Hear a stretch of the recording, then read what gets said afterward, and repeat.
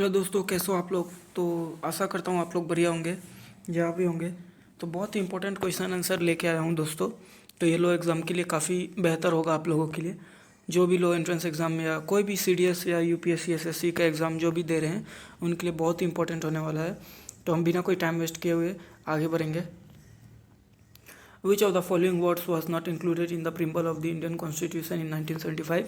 तो 1975 में जो 42nd अमेंडमेंट हुआ था, तो उस समय काफ़ी अमेंडमेंट हुआ था।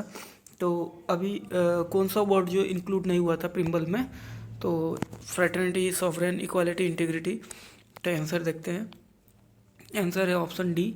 ऑप्शन डी इंक्लूड नहीं हुआ था, इंटीग्रिटी इंक्लूड नहीं हुआ था। तो आगे बढ़ते हैं। What was the exact constitutional status of the Indian Republic on 26 January 1950 when constitutional was inaugurated? A. Democratic Republic. B. Sovereign Secular Democratic Republic. C. Sovereign Democratic Republic. D. Sovereign Socialist Secular Democratic Republic. तो answer देखते हैं। Answer है सी, sovereign democratic republic. तो what was the constitutional status on Indian Republic on 26 जनवरी 1950? तो 1950 को जो हमारा India का जो मैंने कॉन्स्टिट्यूशनल स्टेटस था वो था option number C, sovereign democratic republic. फिर काफ़ी अमेंडमेंट हुआ, 42nd अमेंडमेंट। तो प्रिम्बल में काफ़ी चेंजेस आया। तो आगे बढ़ते हैं। The word secularism was inserted in the preamble of the constitution bye A. 25th Amendment, B. 42nd Amendment, C. 44th Amendment, D. 52nd Amendment। तो दोस्तों कौन सा सेकुलरिज्म वर्ड जो है प्रिम्बल में कौन सा अमेंडमेंट के तहत जोड़ा गया था? तो मैं आपको पहले भी बता चुका हूँ कि जितना भी डिलीट हुआ है अमेंडमेंट, वो 44th अमेंडमेंट के थ्रू डिलीट हुआ है। और जितना भी एडेड हुआ है कॉन्स्टिट्यूशन में, वो 42nd अमेंडमेंट के थ्रू एडेड हुआ है। तो इसका आंसर होगा बी, 42nd अमेंडमेंट। तो आगे देखते हैं। Sorry sorry.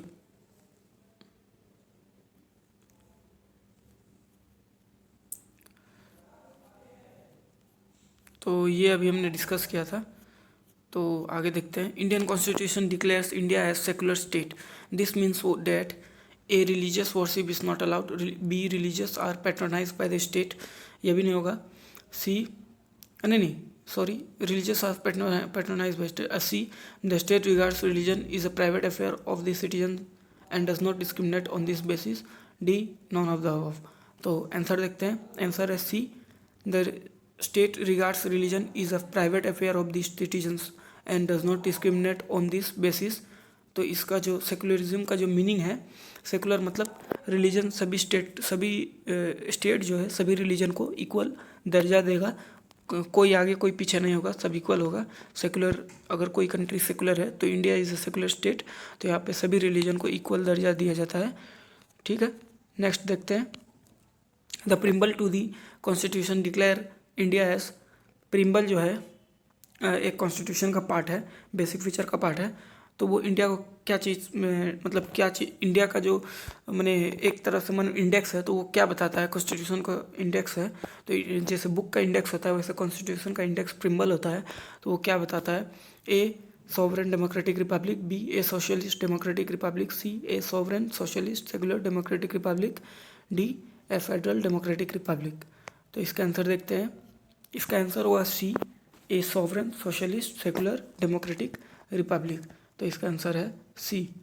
नेक्स्ट देखते हैं।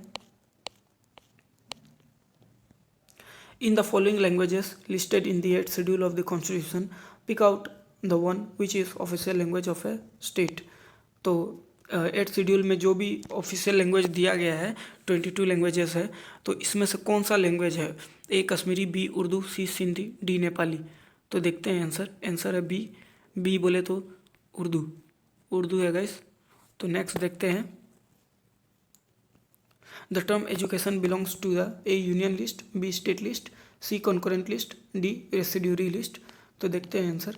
आंसर है सी, कॉन्करेंट लिस्ट। तो नेक्स्ट देखते हैं। How many schedules the constitution of India contains? A 9, B 10, C 11, D 12। तो जो पॉलिटिकल स्टूडेंट है, लॉ का स्टूडेंट है, या कोई एडवोकेट है, या कोई भी लीगल एडवाइज़र है, उन्हें पता होगा कि हमारे कितना या कोई भी जीएस जो पढ़ता है उसे पता होगा कि कितना शेड्यूल्स है। तो जिसको नहीं पता मैं बता देता हूँ, आंसर डी 12। हमारे कॉन्स्टिट्यूशन में 395 आर्टिकल्स है और 12 शेड्यूल्स है।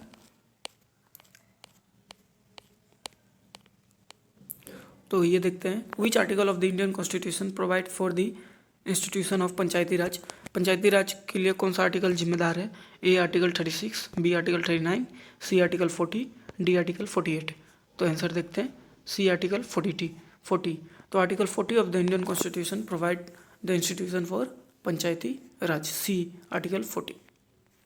तो नेक्स्ट देखते हैं, article 1 of the constitution declares India as A federal state, B quasi federal state, C unitary state, D union of states. तो इसका आंसर देखते हैं, आंसर है D union of states. How many articles are there in the Indian constitution?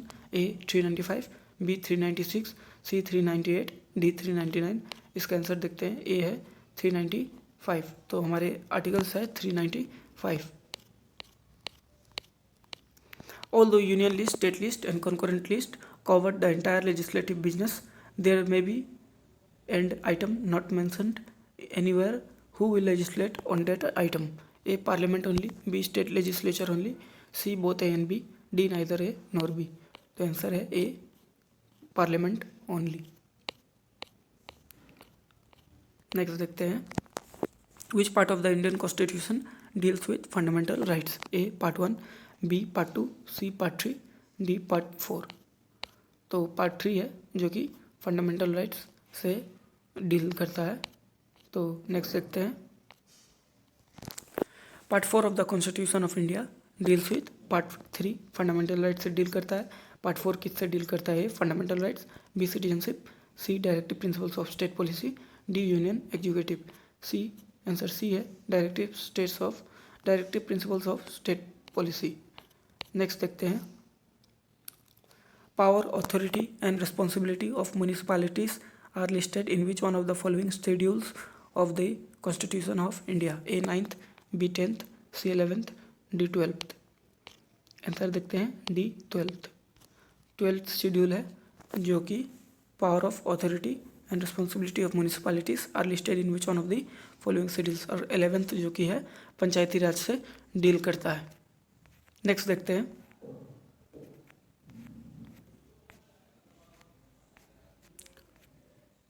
How many language have recognised by the constitution? A 15, B 18, C 22, D 24। इसका answer है C 22। Next देखते हैं, as we all know child labour is totally banned in India. Article 24 है, child labour को band करता है जो कि हमारा फंडामेंटल राइट है। As per the child means a person who has not completed A 14 years of his or her age, B 16 years of his or her age, C 18 years of his or her age, D 20 years of his or her age, E 21 years of his or her age। Answer है A 14 years of his or her age। 14 years से पहले कोई भी child labour नहीं कर सकता, कोई भी चाइल्ड को अपना लेबर का काम, चाइल्ड को लेबर का काम नहीं करा सकता है। ये टोटली बैंड है, अगर पकड़ा गया तो सजा हो जाएगी। Under which of the following articles of the constitution of India is the annual final statement of the economy to be laid by the government on the table of the parliament before 31st March every year? A article 16, B article 31, C article 112, D article 124। तो answer देखते हैं, C article 112। Article 112 जिम्मेदार है financial statement, economy का जो कि budget होता है एक तरफ से टेबल पे लाने के लिए before 31st March every year. Next देखते हैं, which one of the following articles of the constitution of India has provision for the president to proclaim emergency? A article 352, B article 355, C article 356, D article 360। इसका answer देखते हैं, ए article 352। तो guys यही था आज के लिए। अगर आप लोगों को अच्छा लगा हो तो कृपया सब्सक्राइब करें, लाइक करें और शेयर करें।